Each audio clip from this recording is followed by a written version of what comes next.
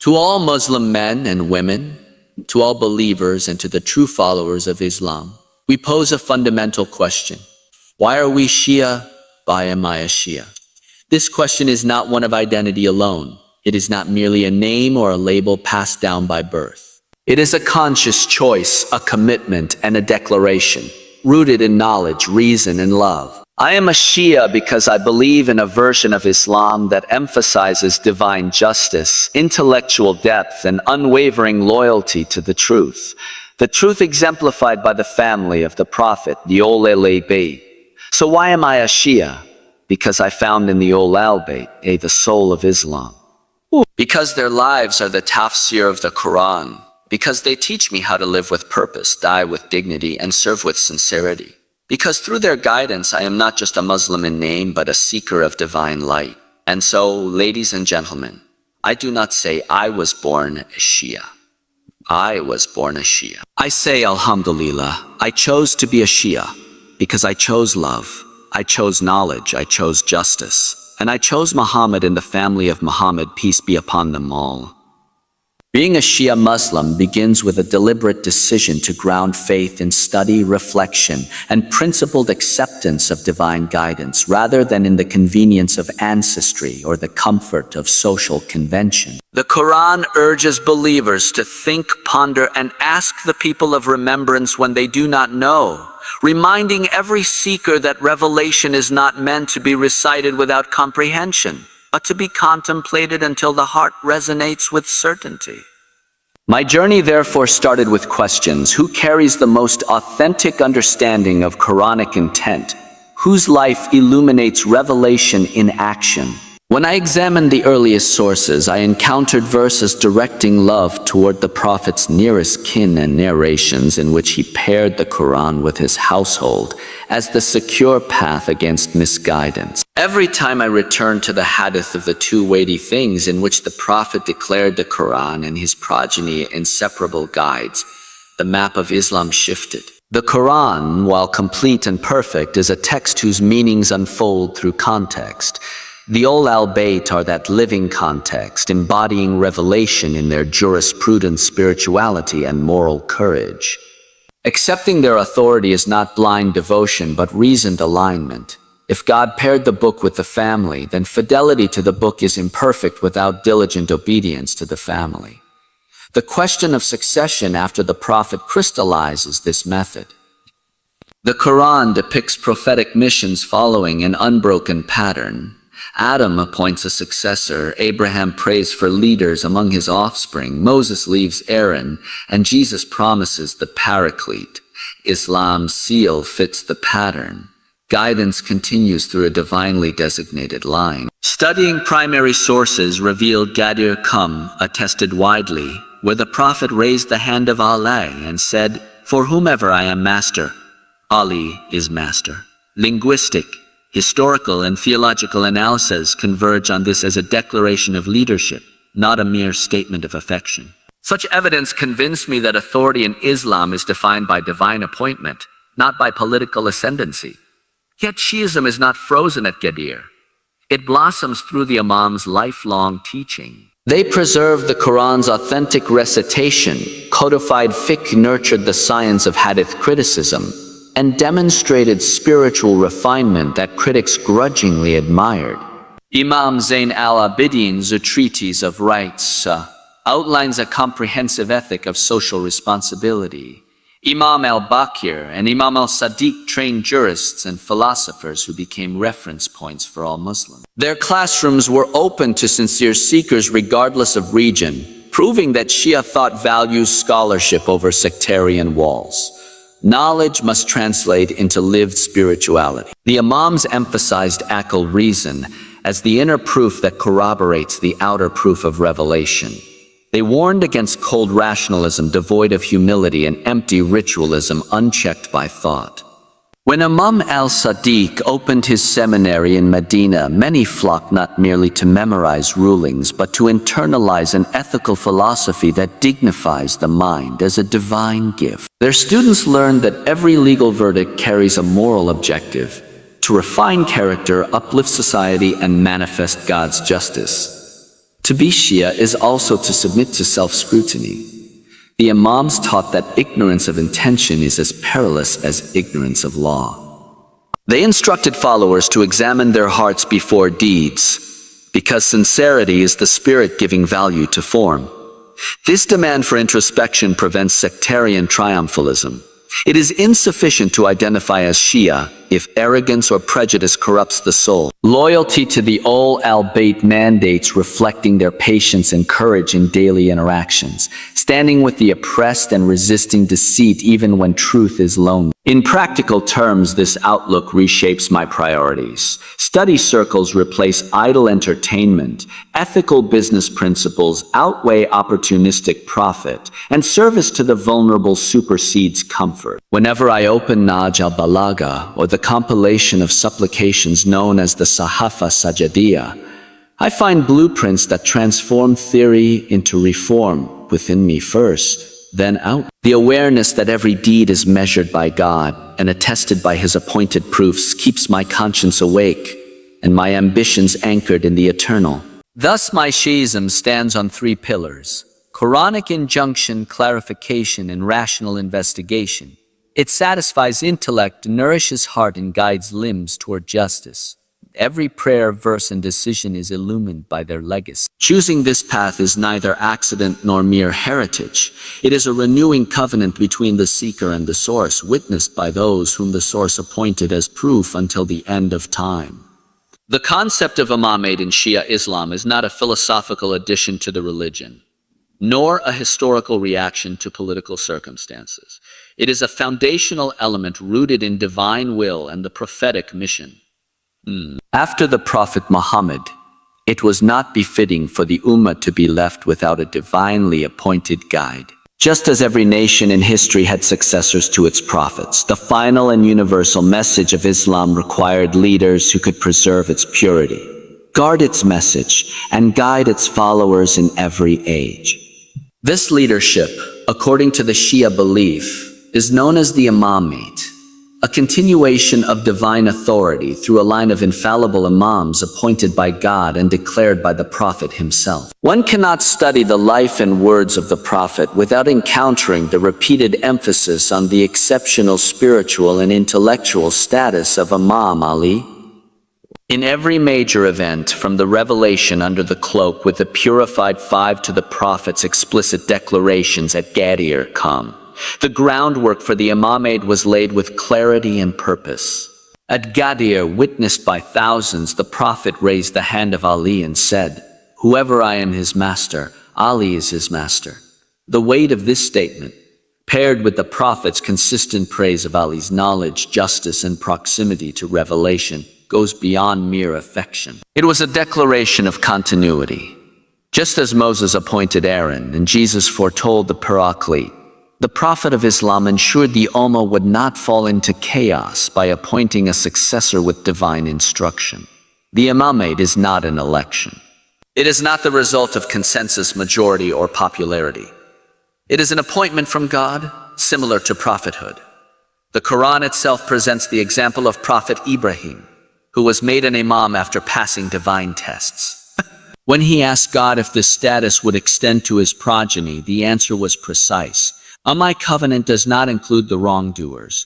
This verse establishes that divine leadership must be rooted in purity and infallibility. Hence, the Shia belief in the infallibility of the Imams stems not from emotion, but from scriptural reasoning and logical necessity.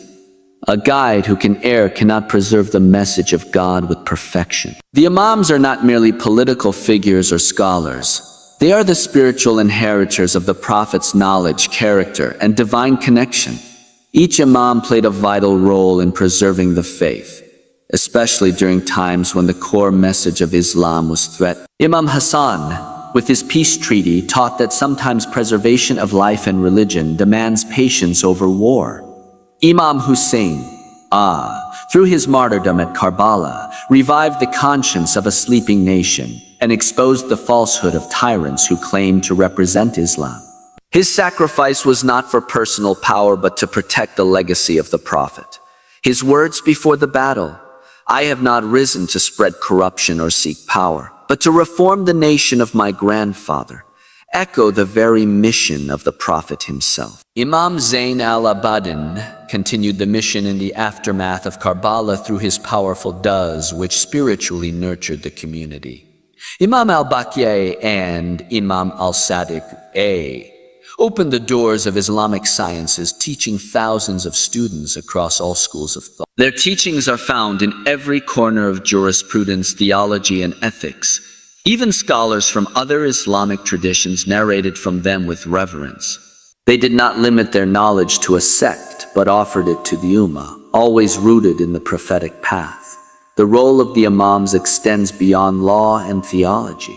They are exemplars of human perfection, models of mercy, justice, courage, and wisdom. Their lives are a reflection of Quranic values in motion. Their al-Bayt is not just a formal office, but a living embodiment of Islam. When one follows an Imam, one is not just following a scholar, but embracing a way of life that has divine legitimacy and prophetic endorsement. This connection brings stability, clarity, and continuity to faith. Moreover, the belief in a living Imam, the awaited Mahdi, instills hope in the heart of every believer. It reminds the Shia that divine justice has not been abandoned and that the world is not without a spiritual authority. The Imam's occultation is not a disconnect. It is a test and a responsibility. It demands from the followers vigilance, sincerity, and readiness for truth. Thus, belief in the Imamate is not a historical preference. It is a theological, moral, and spiritual necessity. It ensures that Islam remains preserved from corruption, its interpretation remains guided by those who are pure, and its essence remains alive in every age. Without the Imams, the Ummah risks losing the clarity of divine guidance. With them, Islam continues as it was meant to be, whole, guided, and illuminated by the light of divine authority. Believer who seeks the path of righteousness. When Imam Hussain rose against the tyranny of Yazid, it was not a political rebellion, but a moral uprising that defined the very essence of Islam.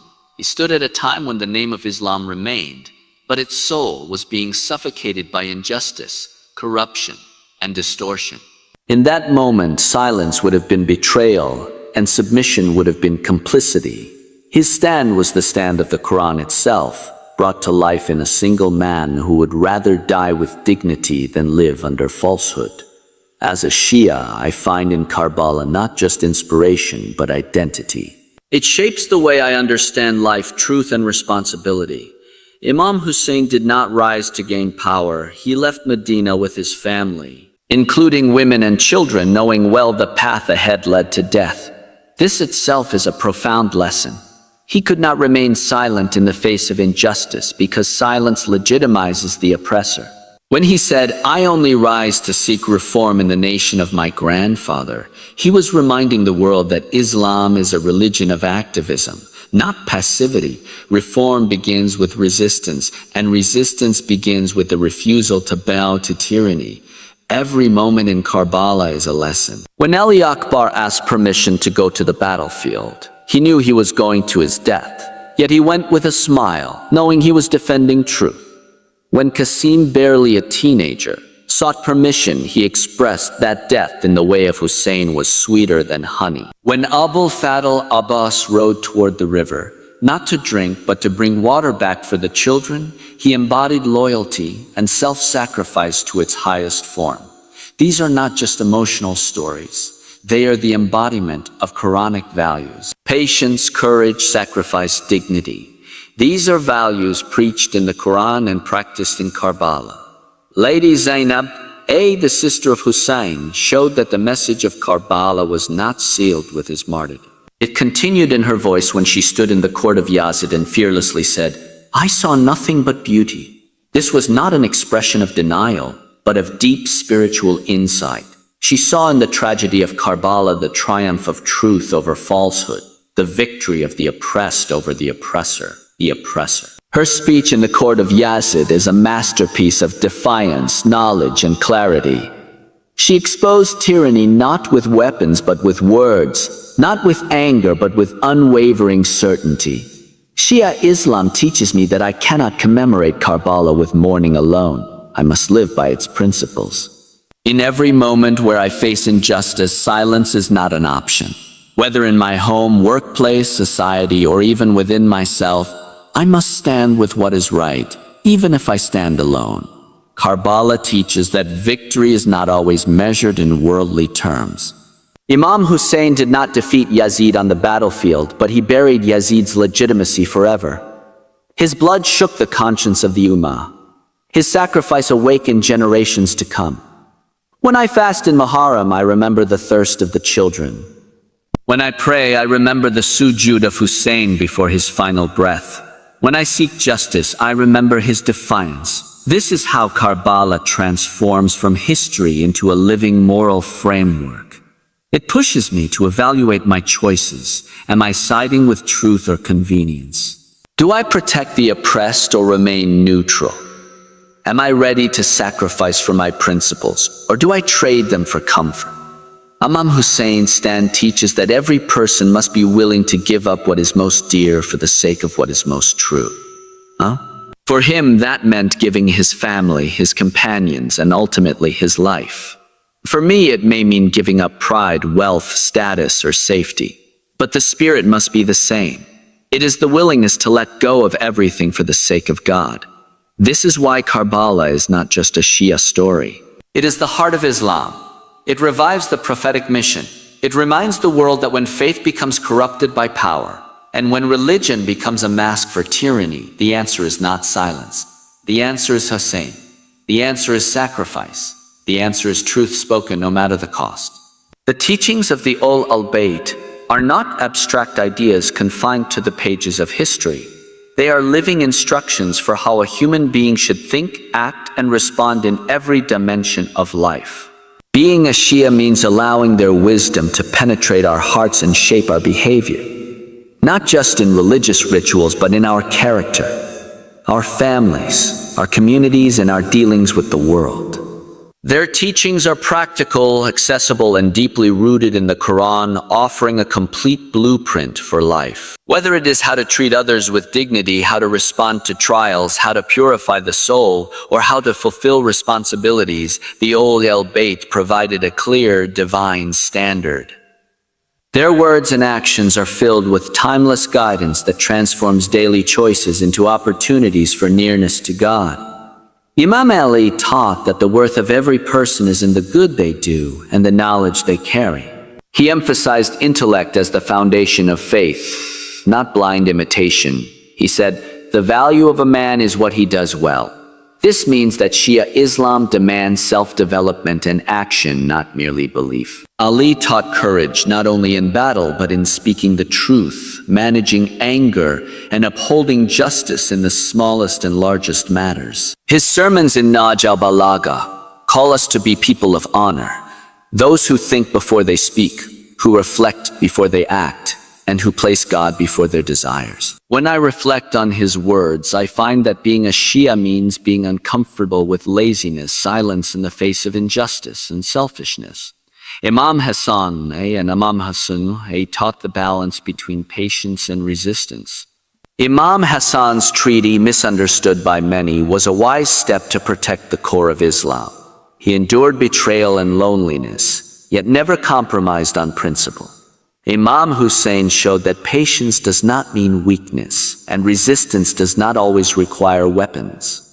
He taught us to reform even when the outcome may seem hopeless. Their lives remind me that choosing what is right often involves hardship. But it is through this hardship that true submission to Allah is proven.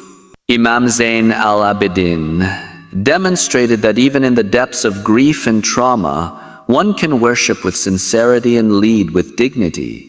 His does teach us how to speak to Allah with humility, how to ask for what we need, and how to repent for our shortcomings.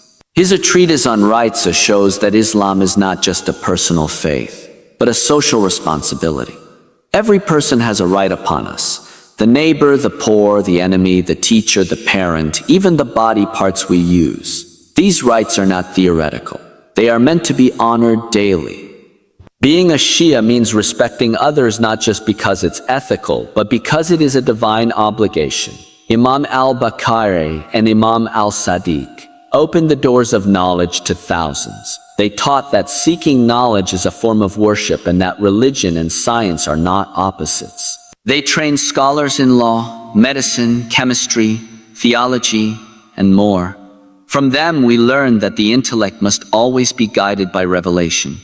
They warned against arrogance in knowledge and emphasized humility. When they taught jurisprudence, they didn't just speak of halal and haram, but of purpose, wisdom, and mercy behind every law. From them, I learned that Islam is not a set of dry rules, but a path of inner and outer refinement. The later Imams, even in times of imprisonment and silence, preserved the truth with extraordinary strength.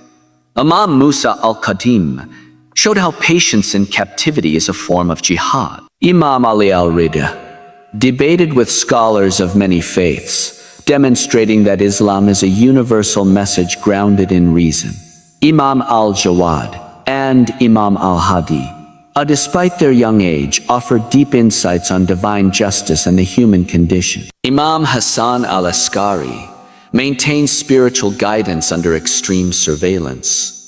From them, I understand that leadership is not about power or fame, but quiet endurance and sincerity in God's service. And the 12th Imam Ali, though in occultation, is a reminder that divine guidance has not ceased. He is not absent, he is hidden, and his presence continues through the hearts he inspires. To live as a follower of the al-Bayt means to prepare for his return by living the values they upheld: justice, compassion, humility, knowledge, and sacrifice. Their teachings guide every choice: how I earn, how I speak, how I dress, how I respond to anger, and how I view those in need. To be a Shia is to live a life shaped by their legacy, not only with the tongue but with the heart, the mind, and the soul in harmony with the light they brought to this world. I am a Shia not because of emotion, tradition, or heritage alone, but because of conviction rooted in divine guidance, historical truth, and spiritual clarity. Through the teachings of the al-Bayt, I found a version of Islam that is intellectually sound, morally upright, and spiritually fulfilling. Their love is not mere sentiment. It is a commitment to walk the path of justice, knowledge, and purity. I follow them because the Prophet commanded their love and obedience, because they preserve the true essence of the Quran, and because their lives give meaning to my worship, my struggle, and my values. In the Imamate, I see the wisdom of divine leadership. In Karbala, I see the ultimate example of standing for truth. In their teachings, I find guidance for every moment of life, from how to pray to how to forgive, from how to resist oppression to how to serve humanity with compassion. Being a Shia is not a label I wear. It is the light I try to carry, a light passed from the heart of the Prophet to his purified household, and from them to all those who seek truth with sincerity. This is why I am a Shia, because through them I see Islam as it was meant to be, complete, just, merciful, and alive.